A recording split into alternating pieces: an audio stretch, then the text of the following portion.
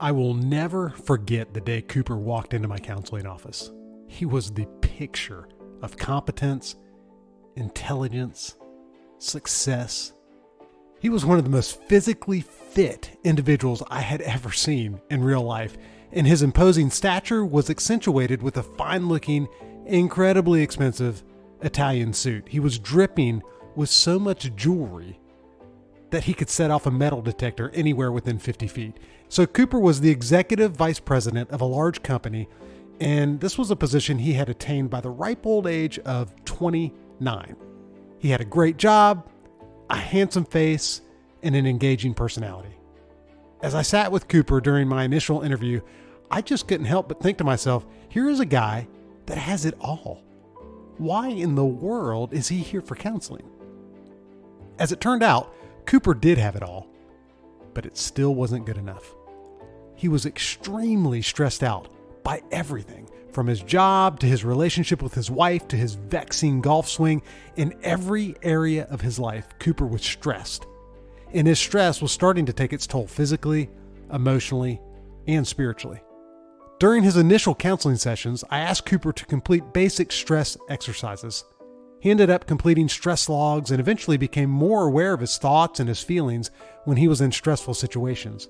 And over time, Cooper found that his stress was created and supported by thoughts like this: I'm never going to keep up with work and still be the kind of husband that I need to be. Other hot thoughts sounded like this: I'd be a decent friend if I were more caring and available.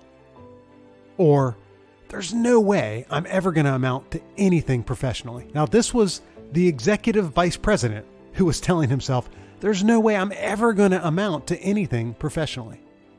An overfocus on his performance was the major theme of Cooper's hot thoughts, and this pattern cut across multiple situations and environments. Cooper was convinced at a deep level that he was only significant and worthy of love from others if he performed well all the time. And the minute his performance as an employee, a friend, or a husband was less than absolutely perfect, Cooper got stressed. Really stressed. Despite Cooper's tremendous success physically, professionally, relationally, and spiritually, he was stressed anytime he thought he had missed the mark.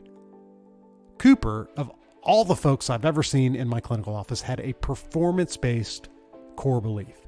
This core belief is rooted in the assumption that you obtain connection and love and significance and worth because of your performance. And people with performance-based core beliefs confuse who they are with what they do. They mistake lovability with performance.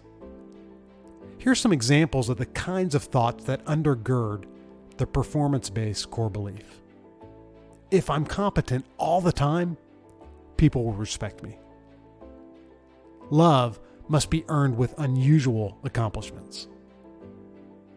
If I can create a positive outcome, then I'm okay. If the outcome is not good, then I'm not okay. I should be productive all the time.